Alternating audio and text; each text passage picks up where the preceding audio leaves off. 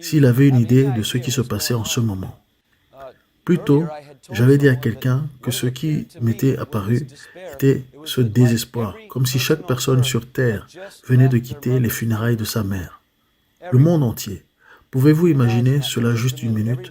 Tout le monde sur la planète Terre a dû enterrer sa mère ce jour-là et quitter cet enterrement, ce service commémoratif avec le poids de cela. C'est comme ça que les gens apparaissaient. Ils étaient très en deuil, excusez-moi, découragés. Je l'ai rencontré, je lui ai demandé s'il savait ce qui se passait dans le monde. Et c'est exactement ce qu'il m'a répondu. Il m'a dit que la fin arrivait sur nous et qu'il n'était pas préparé pour les temps du Seigneur. À cette déclaration, la tristesse a envahi le visage de cet homme. Instantanément, il est passé de la joie à la tristesse. Il m'a dit qu'il n'avait pas été correct avec le Seigneur. Puis, il a immédiatement commencé à me raconter le plan de Dieu pour le salut de l'homme. Il a soigneusement mis la main dans sa poche arrière, comme ceci, et a regardé autour de lui par-dessus ses deux épaules pour voir si quelqu'un l'observait. Maintenant, je ne peux pas vous dire si les Bibles étaient interdites à ce moment-là ou non, parce qu'encore une fois, on ne m'a pas dit spécifiquement, je souhaitais que certaines choses que je pourrais dire me soient spécifiquement dites. Ce n'était pas le cas. Mais d'après son apparence, il était très inquiet de savoir qui le regardait. Quand il a sorti ce petit livre, je ne savais pas à l'époque que c'était la Bible, parce que je ne lisais pas la Bible. J'étais juste un jeune catholique typique qui faisait son truc et je n'étais pas intéressé par la Bible, la parole de Dieu. Il a sorti ce petit livre de poche, grand comme ça, et a commencé à feuilleter les Écritures et à montrer les différentes choses dans la parole de Dieu concernant mon besoin de Jésus comme sauveur. Il m'a dit que je devais demander à Jésus de me pardonner de mes péchés et de ma nature pécheresse. Il m'a dit que si je faisais cela, je recevrais la vie éternelle et que la puissance de Dieu me conduirait pendant cette vie et qu'il me donnerait une vie victorieuse. J'ai dit que ça me paraissait bien. J'étais convaincu et j'ai prié. J'ai accepté le Christ et dans mon cœur, dans un rêve. Il s'agissait d'un événement très étrange pour des personnes catholiques qui ne savent pas comment trouver le Christ en naissant de nouveau, par la repentance des péchés et en le recevant dans un rêve. Ce qui est encore plus intéressant, c'est que lorsque je me suis éveillé de ce rêve, je ne pouvais pas le comprendre. Il m'a fallu 2 semaines après le rêve pour devenir chrétien. Cela semble étrange, n'est-ce pas? J'ai donc fait la prière avec lui. Il a posé ses mains sur moi et a prié quelques prières différentes. Et dès que cela s'est produit, la joie a commencé à me remplir. J'ai fait ce qu'il m'a dit. J'ai demandé à Jésus de me pardonner pour mes péchés et de remplir mon cœur de sa présence. Il y avait quelque chose d'inhabituel chez cet homme, car il y avait un groupe de personnes qui le suivaient. C'étaient des gens qui avaient accepté le message qu'il leur avait transmis sur Jésus-Christ. Une chose très inhabituelle se produisait à cette époque sur la terre. Des bébés étaient abandonnés un peu partout. Presque à chaque coin de rue, des bébés étaient abandonnés dans leur petit siège pour bébés ou dans leur panier à bébés. C'était étrange parce qu'ils étaient de la petite enfance jusqu'à environ 16 à 18 mois, quelque chose comme ça. Je pouvais dire qu'il n'y avait aucun bébé de plus de 2 ans. Je ne sais pas si c'est parce que les enfants, quand ils atteignaient l'âge de 2 ans, ils commencent à changer. Ils ont une sorte de rébellion. Vous leur dites de ne pas toucher au biscuit. Ils vous regardent et le prennent quand même. Vous vous souvenez quand ça a commencé à arriver à vos enfants? Eh bien, nous n'avions pas eu d'enfants comme ça, pour une raison quelconque. Je ne sais pas. Peut-être que Dieu nous a épargnés. Je n'en ai aucune idée. Mais on a commencé à ramasser des enfants partout. Nous avons commencé à prendre soin de ces enfants. J'ai en quelque sorte rejoint ce groupe de personnes parce qu'ils étaient les seuls qui semblaient avoir une certaine paix à ce moment-là. N'importe où sur la terre entière que j'avais expérimenté. Maintenant, des choses très inhabituelles se passaient avec ce groupe de personnes. C'était étonnant de voir comment ils pouvaient répondre aux besoins physiques des gens. Ils rencontraient toujours des gens dans le besoin et ils étaient capables de répondre à leurs besoins, puis de les conduire au Christ. Je ne savais pas comment faire parce que je venais juste d'entrer en contact avec cet homme dans le rêve. Ma femme était aussi devenue chrétienne, une croyante en Jésus-Christ. Et nous étions en quelque sorte liés à cet homme pour l'aider. Je ne sais pas si j'avais un travail pour être honnête avec vous. Je ne me souviens pas avoir travaillé dans le rêve. Bien qu'il y ait eu quelques occasions où j'ai fait des transactions commerciales. Donc il se peut que je travaillais et que cela ne m'a pas été révélé comme un aspect important du rêve. Je ne sais pas. Encore une fois, j'ai souvent demandé à connaître certaines choses et le Seigneur m'a dit qu'un jour, il me les révélera toutes. Et vous savez, je ne sais pas, peut-être qu'un jour cela arrivera. Je peux vous dire ceci, l'homme que j'ai vu à la télévision, l'homme qui pouvait faire des signes et des prodiges et résoudre tous les problèmes, je vais vous le dire ce soir. Je n'oublierai jamais son visage. Jamais. Aussi longtemps que je vivrai, je n'oublierai jamais son visage. Certaines personnes ont téléchargé des informations sur mon email et envoyé des photos de différentes personnes qui prétendent être qui elles sont. Et laissez-moi juste vous dire que ce n'est aucun d'entre eux. Aucun d'entre eux, pas encore. Parce que je n'oublierai jamais le visage de cet individu. Son visage avait une apparence presque surnaturelle. Il était presque trop parfait. Il était par manque de mots, il était l'homme le plus beau que j'ai jamais vu. Et je veux juste vous faire savoir que je suis un hétérosexuel, marié et heureux, ok? Quand je dis qu'il était un bel homme, je ne veux pas dire ça d'une manière étrange. Je veux juste vous dire que cet homme avait tout pour lui, tout. Et je disais à Stan qu'il avait une sorte d'aspect ciselé au visage. Et tout dans son apparence était presque parfait. Quand il parlait, il y avait juste une qualité très étrange en lui. C'est drôle, bien des années plus tard, j'ai lu un passage du prophète Ésaïe sur le Seigneur Jésus-Christ et qui dit que Jésus n'avait pas d'allure ou de caractéristiques que l'on pouvait désirer pour le contempler. En d'autres termes, Jésus n'était pas un beau spécimen d'homme. C'était une personne d'apparence moyenne, robuste et probablement différente. Il n'était pas le genre de type qui aurait été élu, vous savez, le plus sexy ou le plus susceptible de réussir dans les classements du magazine GQ, pour ainsi dire. Mais ce type que j'ai vu remplissait parfaitement ce rôle. N'est-il pas étonnant que l'Antichrist soit l'antithèse de Jésus? Qu'il aurait une telle personnalité, qu'elle serait juste l'opposé de Jésus-Christ? Bien qu'il ne soit pas vraiment orgueilleux, il était très effronté. Il avait toujours la capacité et un charisme qui lui permettait d'entraîner les gens dans ces situations. C'est à ce moment-là que nous avons commencé à nous rapprocher de cet homme et de ses disciples. Et d'autres choses qui étaient très étranges pour moi, et ma pensée était que d'une certaine manière, ce groupe de personnes semblait arriver assez fréquemment que les choses s'arrangeaient pour eux de la manière la plus inhabituelle.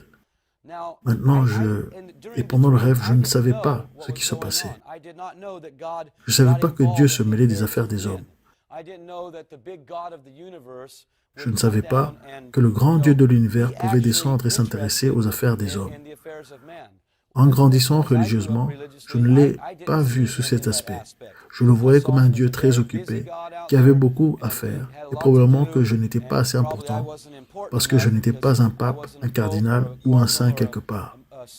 Je n'étais pas l'une de ces personnes-là. J'étais probablement le dernier sur sa liste. Et je sais que beaucoup de gens pensent la même chose de Dieu en ce moment. Mais j'ai vu des événements très inhabituels se produire avec ce groupe d'adeptes. La nourriture se multipliait, des choses très inhabituelles se produisaient, ils priaient pour les gens et les gens étaient guéris. Juste des choses très très étranges. C'était abstrait dans mon esprit. Maintenant, à ce moment du rêve, les choses ont vraiment commencé à changer. Et ce qui s'est passé, c'est que je me rendais à la banque pour faire une transaction commerciale. Plusieurs choses dans le rêve m'ont été révélées. Pour une, et laissez-moi voir si j'en ai un exemple dans ma poche. Oui, voilà une. J'ai vu cet argent en 1980. J'ai vu l'argent avec les grandes images des différents chiffres dessus. En 1980, on ne parlait même pas encore de cet argent. Une autre chose que j'ai vue pendant peu de temps après cet argent, c'est que l'image de l'individu s'est déplacée un peu et il y avait un espace vide ici. Il m'a été montré dans la vision que l'argent porterait des bandes qui pourraient être tracées pour déterminer qui a effectué la transaction. Vous voyez, il ne suffit pas de savoir où va votre compte en banque et votre transaction électronique, par exemple avec Visa. Ils veulent aussi savoir où vous dépensez de l'argent, car c'est l'ultime question de contrôle. J'ai vu cela. Et vous vous posez une question. Si vous pensez que j'ai tort ce soir, avez-vous été capable d'aller chez n'importe quel imprimeur local et dire, par exemple, que vous imprimiez 500 de mes chèques? Je ne peux pas le faire. Vos chèques sont marqués avec des informations pertinentes afin que vos chèques puissent être tracés. Il vous suffit de placer vos chèques sous une lampe ultraviolette de nuit et vous constaterez que c'est vrai. Les chèques sont déjà tracés. Ils sont déjà tracés. J'ai vu de l'argent qui a été tracé hier. Quelqu'un m'a envoyé des informations sur le fait que l'argent arc-en-ciel sera pleinement effectif en 2003. En ce moment, dans le mois qui vient, ils vont sortir des billets de 10, 5 et 1 $ pour le nouvel argent. Et je vous dis que nous sommes sur la bonne voie. Nous sommes sur une voie rapide, en fait, avec ces événements qui se produisent. Donc, j'étais en route pour faire une transaction et une chose très inhabituelle est arrivée. Il y a eu un tremblement de terre pendant que j'allais à la banque. Je venais d'entrer dans la banque et en face de ma banque, il y avait un grand bâtiment d'environ 7 étages. Il pourrait être un peu plus grand. J'aurais dû vérifier. Et d'ailleurs, tout ce que je vais vous dire est documenté. Vous pouvez vérifier avec les personnes et les noms et les situations si vous êtes intéressé. C'était un bâtiment en forme de triangle et tout en verre. Si vous pensez à l'architecture au début des années 1980, particulièrement en 1980-81, ils venaient juste de commencer à utiliser des élévations entièrement en verre sur les bâtiments commerciaux. C'était juste une introduction. Conduisez dans n'importe quelle grande ville maintenant et les bâtiments tout en verre sont la norme. Ce n'était pas le cas avant. Eh bien, c'était le cas. Ils étaient là, dans ce rêve. Ce tremblement de terre a frappé et a commencé à secouer ce bâtiment en verre. Et il est tombé et a tué environ 200 personnes. Ce tremblement de terre était massif. Et je sais d'après ce que j'ai vu avec le globe qui tremblait à ce moment-là que c'était un tremblement de terre mondial. Je suis californien et j'ai vécu beaucoup de tremblements de terre. En fait, j'avais des informations sur les tremblements de terre ce soir, sur les 2 derniers gros qui ont frappé la Californie. Et le Seigneur m'a dit qu'il viendrait. Il m'a dit que l'un d'eux se produirait quand les yeux du monde entier seraient sur lui. Les yeux du monde entier étaient sur les championnats mondiaux de baseball des World Series en 1988 à Oakland, en Californie. Il m'a dit que si mon peuple ne commence pas à se repentir et à m'invoquer, les prochains tremblements de terre apporteront une destruction massive et des pertes de vie. J'ai regardé les leaders civiques et spirituels dire que nous nous rallierons à la puissance de notre esprit humain pour surmonter ces obstacles. Nous le ferons? Je ne pense pas. Vous savez, j'ai conduit ce Bay Bridge pour être ministre du côté de la plage de la Californie. Si ce tremblement de terre avait frappé plus tôt, il aurait tué des milliers et des milliers de personnes sur ce pont, parce qu'il s'est totalement effondré dans l'autre. J'ai aussi été récemment impliqué dans le tremblement de terre de Northridge en 1995. J'étais à Ventura, en Californie à l'époque. Je roulais sur l'autoroute quand il a frappé. Et c'était une chose très effrayante. D'ailleurs, je ne sais pas si vous le savez, mais je sais que l'épicentre du tremblement de terre, l'endroit même du tremblement de terre, a détruit le plus grand producteur de pornographie du monde entier. Ok? C'est quelque chose à dire amen. Mais je dois vous dire, devinez ce qui s'est passé depuis qu'ils ont déménagé toutes leurs installations à Chatsworth, en Californie, et maintenant ils produisent 2 fois ce qu'ils produisaient en 1995. J'ai entendu des chefs spirituels dans la vallée de Los Angeles, à San Fernando, dire que ces tremblements de terre ne sont pas le jugement de Dieu, mais des accidents de la nature. Ils l'ont dit publiquement. Et ils voulaient essayer de dire aux gens que ces choses n'étaient pas les jugements de Dieu. Si vous aviez lu votre Bible, il est très clair que Jésus a dit que les tremblements de terre sont un signe de jugement. Nous allons parler de certaines choses dans un moment à ce sujet. Le tremblement de terre a frappé et il y a eu plusieurs millions de vies perdues. Je veux dire littéralement des millions de vies. Je n'ai jamais entendu parler d'un tremblement de terre où des millions de personnes ont été tuées. Le monde était complètement abasourdi. La dévastation des biens et des pertes de vie dépassaient l'entendement. Elle ne pouvait pas être mesurée. Certaines régions étaient tellement détruites qu'elles n'ont jamais pris la peine d'envoyer des équipes de secours. C'est dire à quel point ils étaient dévastés. J'ai quelques bons amis, dont moi-même, qui savaient quand Dieu allait toucher le Japon avec un tremblement de terre. 2 de mes amis ont reçu le même numéro exact du tremblement de terre. Et l'un de mes amis leur a donné le jour où le tremblement de terre se produirait. Et l'un de mes amis exerçait son ministère là-bas, une puissante prophétesse du Seigneur. Et elle a dit que les tremblements de terre allaient frapper ici. Elle leur a dit, j'ai peur, je veux sortir du bâtiment tout de suite. Elle pensait que le tremblement de terre allait frapper à ce moment précis. En fait, il a frappé 2 semaines plus tard. Mais ils ont dit que si tu exerçais ton ministère auprès de nous et que tu étais une prophétesse du Dieu vivant, tu ne devrais pas prier pour nous et prier pour les maisons et les bâtiments de nos gens. Elle est donc sortie avec de l'huile et a versé de l'huile sur chaque église, chaque endroit où les gens voulaient bien la laisser prier. Et le tremblement de terre de Kobe n'a jamais touché aucun de ces bâtiments. Certains de ces bâtiments étaient des parties d'autres bâtiments. Ils étaient connectés et un côté du bâtiment s'effondrait. Partout où elle avait prié a été épargné. Aucune des personnes et des familles pour lesquelles elle avait prié n'a perdu de vie. Aucune. Elle va au Japon maintenant et inutile de dire que c'est comme si elle était Dieu. Il lui déroule le tapis rouge maintenant. Vous savez, quand vous êtes épargné à cause d'une parole prophétique, votre esprit change sur les choses de Dieu. Ne placez jamais vos yeux sur les gens. Placez vos yeux sur le Seigneur. C'est très inhabituel. Cette destruction était globale. Elle a atteint le monde entier. Maintenant, je veux vous dire certaines choses qui ont commencé à se produire à ce moment-là. Ce tremblement de terre qui a frappé a causé un changement massif dans les modèles météorologiques. À ce moment, ce qui a commencé à se produire, c'est que les modèles météorologiques normaux ont complètement changé. Les modèles pour l'hiver. L'été est devenu l'hiver et vous pouviez avoir un jour de neige dans un jour de chaleur. Le monde était dans un chaos total. Dans ces modèles météorologiques, prédire le temps était devenu totalement impossible. Il était inutile d'essayer de prévoir le temps. Les prédictions ne fonctionnaient pas. Des choses très inhabituelles ont commencé à se produire. Presque immédiatement, les récoltes ont commencé à périr, la sécheresse et la famine. J'ai pu voir sur tout le globe les zones les plus fertiles, les zones agricoles les plus fertiles. Je vivais à l'époque de ce rêve dans la zone agricole la plus fertile du monde, la vallée de San Joaquin en Californie. Ces régions ont été totalement détruites par la sécheresse et la famine. Les endroits qui étaient autrefois fertiles étaient maintenant des déserts arides. C'est presque difficile de comprendre ce que je voyais et c'était presque immédiat. C'était presque comme si quelqu'un avait juste pris les choses et avait tout tordu. Ce qui a été étrange pour moi, c'est que le climat semblait avoir son propre esprit.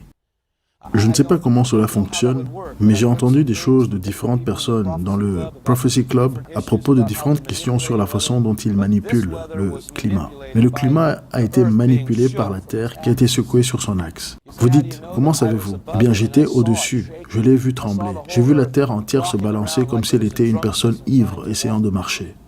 C'était très effrayant pour moi. Pouvez-vous imaginer être dans ce rêve sans savoir ce que je sais maintenant, bibliquement? Sans avoir jamais lu ces choses ou avoir quelqu'un pour me témoigner que ces choses et voir cela se produire. C'était juste incroyable pour moi. C'était effrayant pour moi. Je ne pourrais pas commencer à vous exprimer à quel point je me sentais désespéré ou vide en voyant toutes ces choses arriver. Plusieurs fois, j'ai souhaité pouvoir me réveiller et faire semblant que tout cela n'arrivait pas. Maintenant, à peu près au moment où ce tremblement de terre s'est produit, des choses très inhabituelles ont commencé à se produire avec la place que la loi a commencé à avoir. Les municipalités locales et non plus les départements de police. Les municipalités locales et les départements de police qui faisaient respecter la loi des municipalités, mais la police militaire conduisant des véhicules très inhabituels que je sais maintenant être appelés Humvee. Je vais mettre cela sur l'écran et vous parlerai un peu de ce véhicule. Voyez-vous cela bien? Dois-je remonter cela d'un poil? Le faire comme ça, le faire comme ça. Ici, voyons. Et regardez ça. Oh, je dois le tenir, ok. C'est classe, j'aime ça. Les véhicules que j'ai vus ressemblaient beaucoup à ce véhicule, sauf qu'ils n'étaient pas verts. Et d'ailleurs, cela a été évoqué dans une publicité sur Internet pour moi, parce que j'ai commencé à dire aux gens ce que j'avais vu. Et la première fois que j'ai vu un de ces véhicules, c'était sur CNN en 1991 pendant la guerre du Golfe. Je ne sais pas, vous l'avez peut-être vu plus tôt que ça, mais c'était la première fois que je l'ai vu. D'ailleurs, je regardais le reportage sur la guerre du Golfe parce que je comparais ce que la télévision me disait par rapport à ce que le Seigneur m'avait montré dans la prière. Je sais des choses sur Saddam Hussein. Je sais des choses sur certaines personnes que même Prophecy Club n'a pas encore entendues. Et je vais les partager avec vous ce soir. Le véhicule que j'ai vu était noir. Il y en avait à chaque coin de rue, sur chaque artère principale. La seule différence est que, comme celui que j'ai vu à l'aéroport aujourd'hui, je pense que c'était aujourd'hui, j'ai été vraiment très occupé. Gardez-moi dans vos prières, je veux juste rentrer chez moi demain. Celui que j'ai vu à l'aéroport aujourd'hui était incroyable, parce que c'était presque la réplique exacte. Et d'ailleurs, il coûtait 94 000 $. Celui-ci était à 72 000. En fait, ce sont les voitures des Yuppie en Californie. J'imagine qu'ils les fabriquent. J'ai entendu dire ici dans l'Indiana, quelque part, c'est une incroyable réponse de l'Indiana corrompant les Californiens. Je suis toujours étonné de voir comment on se corrompt les uns les autres. J'aime beaucoup ce pointeur. Je m'amuse beaucoup avec ce truc. Stan m'a dit d'être moi-même. Donc je vais me relâcher dans 5 minutes et m'amuser. Ces véhicules que j'ai vus étaient noirs et le toit était rigide. Mais cette partie juste ici, vous voyez comment ça descend? Ce n'était pas un toit rigide, c'était une toile ou comme une Jeep. Vous avez déjà vu les Jeeps sans les toits durs? C'était de la toile ici, et il y avait un homme debout à l'arrière. Et il portait des tenues très inhabituelles. Il portait des uniformes noirs et des casquettes bleues, ou des casques bleus. L'homme qui se tenait à l'arrière portait un casque bleu. Il avait une grande antenne radio, une sorte d'appareil ici et un drapeau de l'autre côté. Et ce type se tenait ici et on aurait dit qu'il avait de gros fusils. Stan m'a demandé si je pensais que c'était une mitrailleuse et j'ai répondu que oui, je le pensais. Mais je ne sais pas parce que je n'ai jamais tiré sur une mitrailleuse ou en avoir eu une. J'ai eu une Kalachnikov à une époque. C'était très amusant de tirer sur des corbeaux avec. Mais ce n'était pas une mitrailleuse, c'était une version semi-automatique. Donc vous ne pouvez pas qu'appuyer sur la gâchette. Je ne sais pas si c'est ce que c'était, mais ça y ressemblait. Mais encore une fois, j'embellirais les choses si je disais que je suis sûr que c'était une mitrailleuse. Je ne sais pas. Tout ce que je sais, c'est que ces gars étaient partout. Une autre chose que j'ai pu voir et que j'ai pu regarder à l'intérieur d'ici, et à l'intérieur, il y avait ce que je sais maintenant être un type d'ordinateur portable assis sur le tableau de bord, avec un écran d'ordinateur qui ressemblait beaucoup à l'avion dans lequel j'ai pris aujourd'hui. Un jet régional du Canada Air qui avait un tout nouveau GPS numérique qui dessine complètement l'image pour eux afin qu'ils suivent sans jauge. Vous pouvez regarder dans cet ordinateur et il leur donne toutes sortes d'informations. Vous savez, quand j'ai reçu mon dernier permis de conduire de californien, j'ai failli ne pas vouloir le prendre. En Californie, nous avons des hologrammes sur le sceau de l'État, une bande magnétique sur le dos et puis un autre truc avec tout un tas d'informations qu'ils disent. J'ai essayé de faire sortir le mien, vous savez. Je l'ai mis dans d'autres types de portefeuilles et j'ai mis du papier d'aluminium autour et je veux juste les embêter. Je me dis qu'on a peut-être un peu de temps pour les embêter. On pourrait autant bien le faire. Non? Écoutez, ils nous connaissent déjà tous. Dès que vous rejoignez le Prophecy Club, ils vous connaissez. C'est très révélateur, laissez-moi vous le dire. Et donc ces gars ont pu entrer ici et utiliser ces ordinateurs de bord pour avoir des informations. En même temps que j'ai vu ça, j'ai vu des lampadaires dans les rues, comme ceux qu'on en a en Californie. Vous êtes encore un peu vieux jeu ici. Vous avez ces fils qui traversent les intersections avec des vieilles lumières accrochées. Nous avons ces énormes lampadaires qui pendent. Au sommet de ceux-ci, j'ai commencé à voir des caméras ressemblant à de petites hot dogs blancs ovales. Et dans le rêve, il m'a été révélé que ces caméras savaient où se trouvaient les véhicules de tout le monde. Et vous savez qu'ils ne le disent pas parce que les gens ont demandé en Californie. Pourquoi avez-vous ces caméras sur les autoroutes? Vous nous avez dit que c'était pour contrôler le trafic. Mais il n'y a pas de lampadaires sur les autoroutes, vous savez. Vous pouvez conduire d'où je vis jusqu'à San Diego sur une autoroute et ne jamais avoir de lumière. Pourquoi en ont-ils besoin? Réfléchissez-y une minute. Ces types savaient où nous étions. Ils étaient garés sur presque toutes les grandes artères.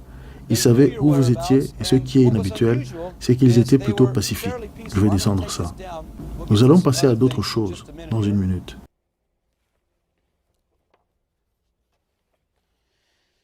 Ces policiers militaires, ou peu importe ce qu'ils étaient d'ailleurs, je ne sais pas pour vous, mais j'ai fait quelques vérifications à nouveau. En 1980-1981, il n'y avait pas de casque bleu sur aucun militaire sur toute la Terre. Je n'avais pas encore vu les casques bleus. Je n'avais vu que les casques bleus qu'à Baltimore. J'ai raté ma navette. Et quel gâchis cette journée a été. Je me suis juste perdu. Mais c'était le Seigneur. Je veux dire que j'ai perdu du temps, mais c'est le Seigneur totalement, parce qu'il m'a fait monter dans la mauvaise navette pour me ramener là où je devais être pour regarder ce reportage télévisé sur la Sierra Leone. Et quand il a été diffusé, j'ai entendu le Seigneur dire « Regarde la télévision ». Je n'aime pas la télévision, et donc ce qui s'est passé, c'est que ces gars se battaient dans cette escarmouche en Sierra Leone, et ils portaient des casquettes bleues, bleu layette, bleu poudre. Et le Seigneur a dit, je t'ai dit que je te donnerai un signe dans chaque endroit où tu iras pour te montrer. Je ne sais pas ce que signifiaient les casquettes bleues, d'ailleurs, quand je les ai vues, ni les casques bleus, mais je sais clairement maintenant qui sera le policier. Je suis parfaitement conscient de qui sera le responsable. Maintenant, ce système de police est en fait assez spécifique. Il n'était pas grossier. Il n'était pas méchant avec les gens. Il n'était pas odieux. Je n'ai pas vu de pillard ou quelqu'un se faire tirer dessus ou quelque chose comme ça. Il semblait être pacifique, garé à chaque coin de rue. Une chose qui se passait est que vous ne pouviez pas traverser les frontières de l'État à cette époque sans papier. Vous deviez avoir des papiers en règle pour traverser les frontières de l'État. C'était très étrange pour moi. Vous savez, en fait, s'il n'y a pas eu le Prophecy Club, je n'aurais probablement jamais cru cette partie de mon rêve. Je ne pense pas que j'aurais jamais cru que notre pays deviendrait un endroit où l'on ne peut pas traverser une frontière sans papier, des papiers approuvés. Mais je l'ai vu, et c'était stupéfiant pour moi.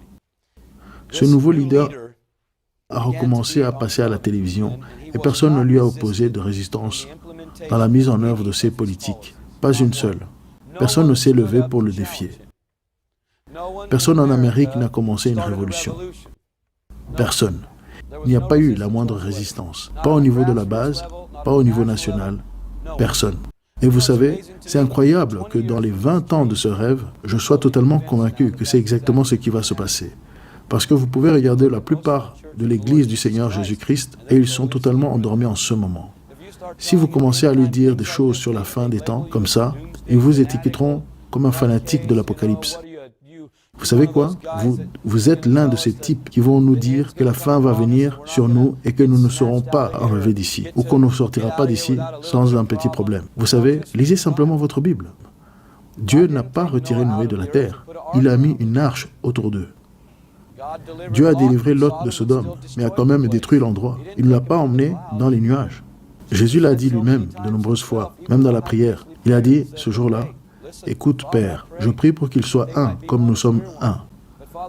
Mais Père, je prie que tu ne les enlèves pas du monde, mais que tu les gardes du malin. » Vous savez, c'est lui qui a dit, « Celui qui persévère jusqu'à la fin sera sauvé. » Vous savez, et je suis désolé, mais beaucoup de chrétiens pensent que nous pouvons sortir d'ici sans que ce soit un peu difficile. Pouvez-vous imaginer honnêtement, si Jésus revenait pour prendre son Église en ce moment? Je pense qu'il serait plutôt déçu. Je sais qu'il n'est pas toujours content de moi. Récemment, il y a quelques années, les 2 dernières années et demie de mon ministère ont brûlé comme du bois, du foin et du chaume devant lui. Ça ne m'a pas du tout plu. Parce que je pensais que je faisais vraiment plaisir à Dieu. Et je m'étais trompé. Écoutez les amis, j'ai peur de prêcher des choses comme ça complètement. Oh, je donnais des petites bouts ici et là, et partout où j'allais, mais je fonctionnais dans la crainte de l'homme. J'avais très peur. Tout comme certains d'entre vous ont très peur. Ça doit être un signe, hein? Juste quand tu sais que tu dois changer, le tonnerre arrive. Peut-être qu'il est heureux avec moi maintenant. Voici mon fils. Écoute-le. En fait, je dois diminuer pour que lui puisse augmenter. Ce n'est pas ce que je voulais dire. Nous ne voulons pas que la foudre tombe à travers ce bâtiment. Des choses très inhabituelles dans le rêve se sont produites. Les changements ont eu lieu presque instantanément. Et avec une facilité totale, il y avait une loi martiale pacifique. Comme je l'ai dit, la police militaire était partout et ils savaient où chacun se trouvait.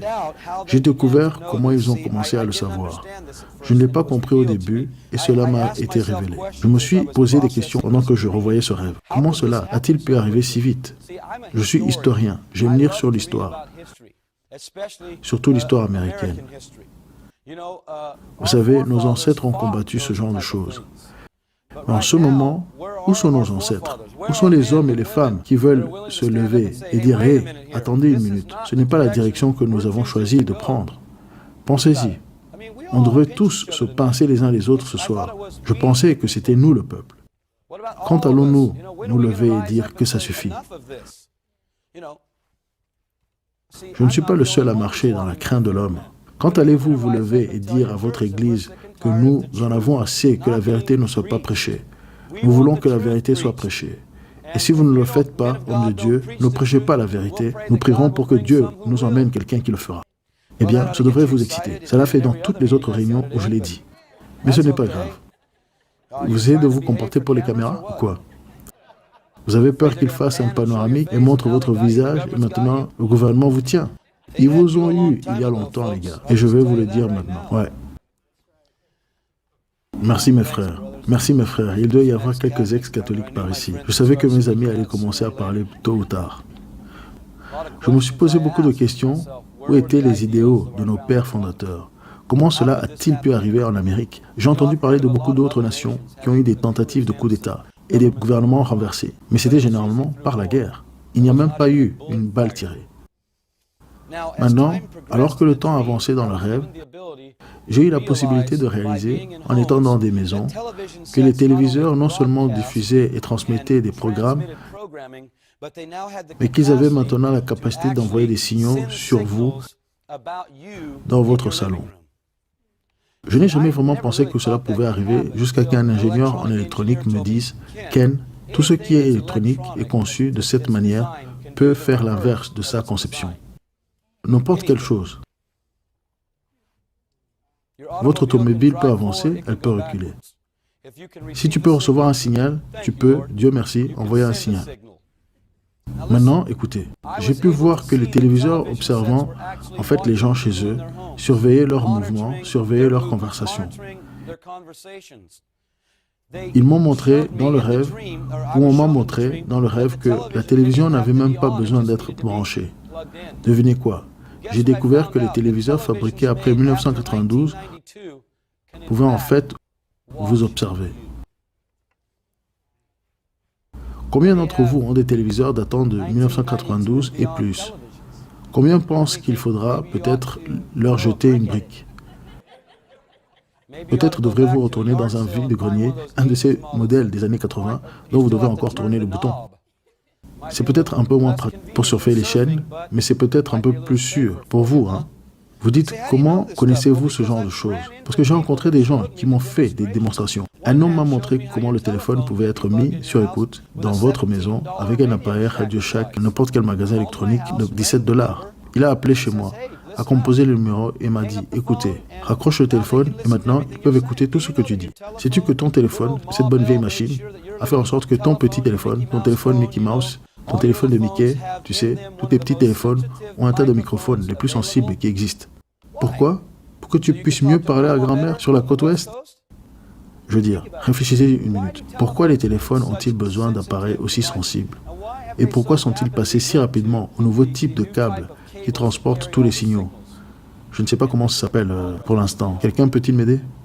La fibre optique.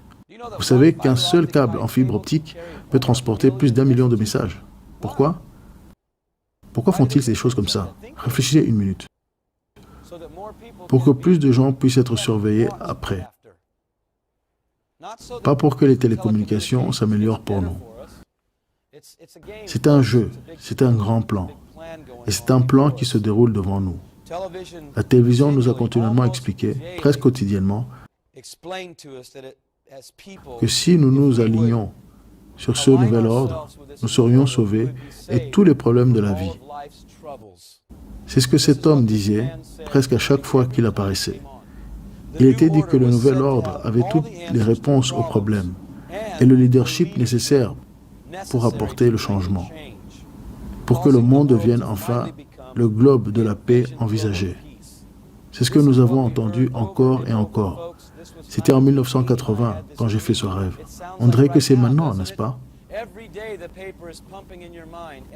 Chaque jour, les journaux et les programmes vous parlent de paix globale, d'unité globale, de toutes les publicités sur Internet et de rendre le monde global. Faisons-en un petit globe. Vous savez,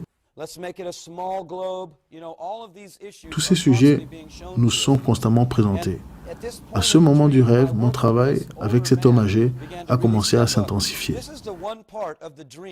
C'est la partie du rêve qui m'a donné de l'espoir.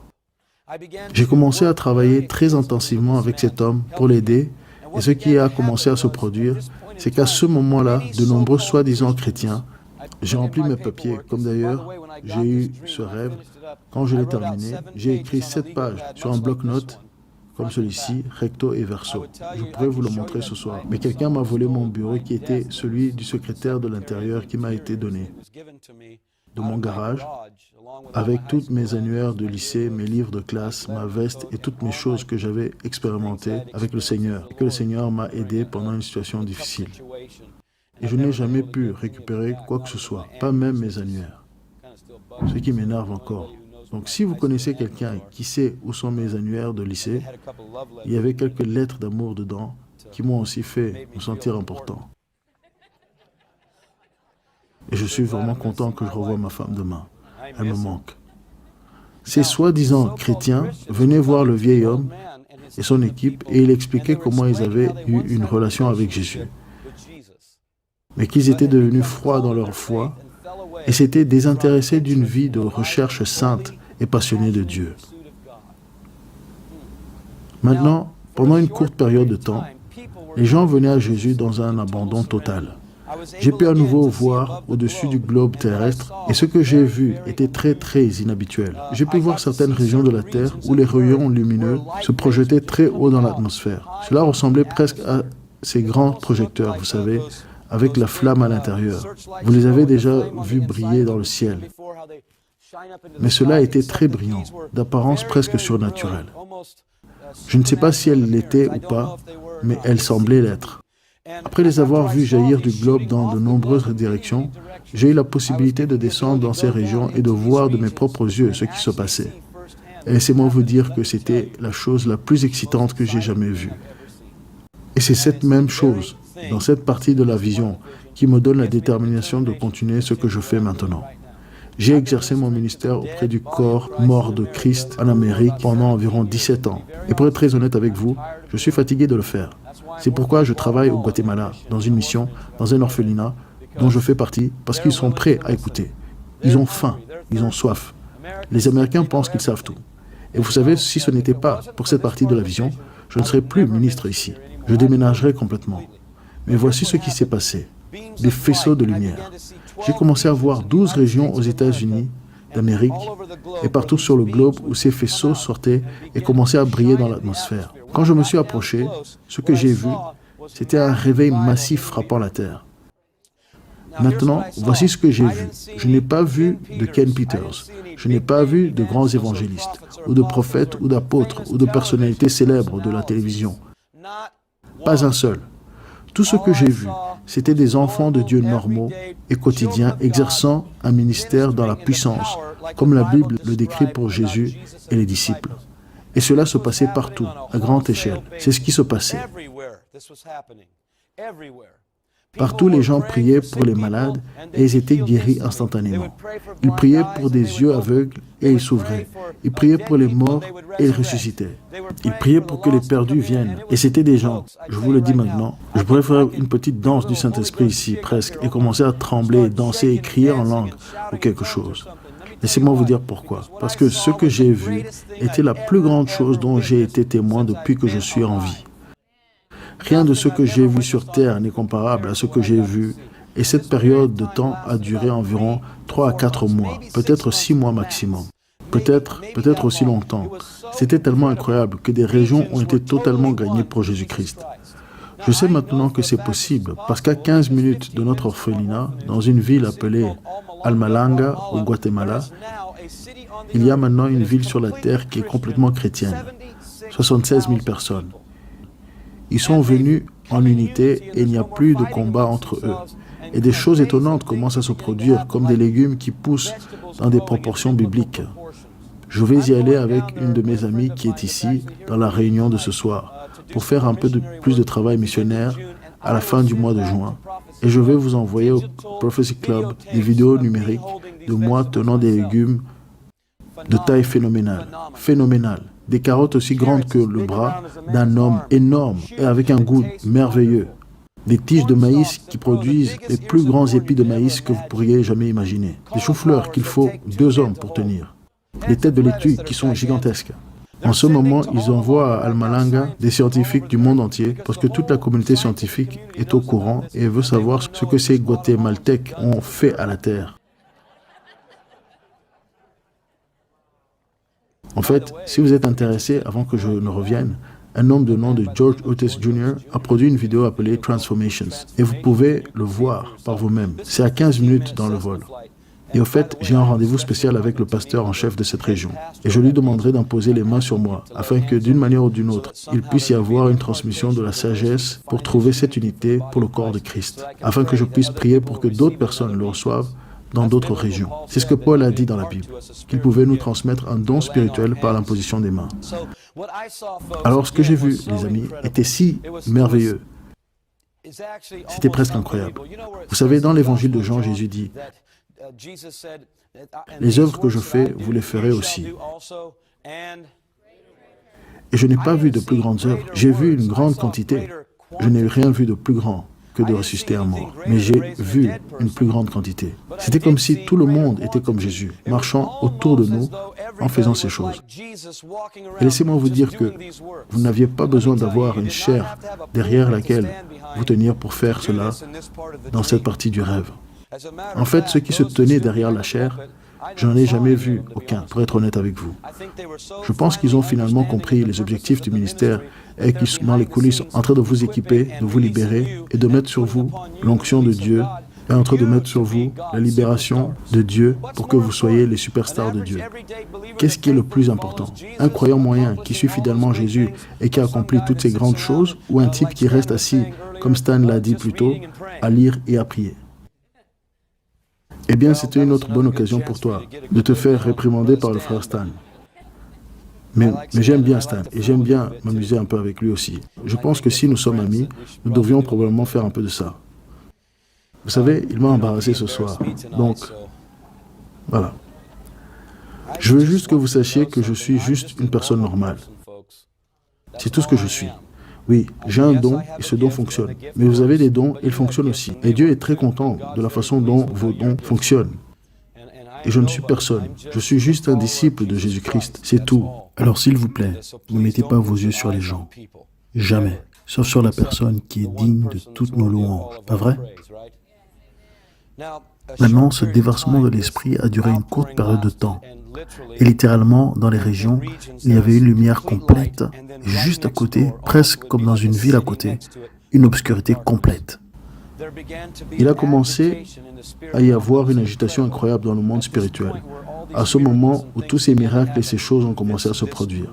L'ordre mondial a commencé à être très en colère, parce que ce qui se passait était au-delà de leur contrôle et de leur capacité à le manipuler et à l'empêcher de se produire. Et cela rend le diable très très en colère. Il devient très très en colère. Quand nous commençons à fonctionner dans la vraie puissance du Dieu vivant, c'est là qu'il commence vraiment à faire tout ce qu'il peut pour essayer d'arrêter l'œuvre de Dieu. C'était sur le point de se produire. J'ai commencé à voir la persécution à une échelle sans précédent. N'est-il pas étonnant maintenant que vous ayez entendu des statistiques dans l'Église que les 10 dernières années, il y a eu plus de persécutions dans le monde pour le corps de Christ que dans l'histoire entière de l'Église, dans une période de 10 ans. Nous sommes sur le point de commencer un autre orphelinat au Soudan, parce que Dieu nous a donné l'opportunité d'exercer un ministère auprès du chef d'une nation, dans son secrétaire d'État, qui va vous donner l'opportunité de commencer une œuvre remplie du Saint-Esprit.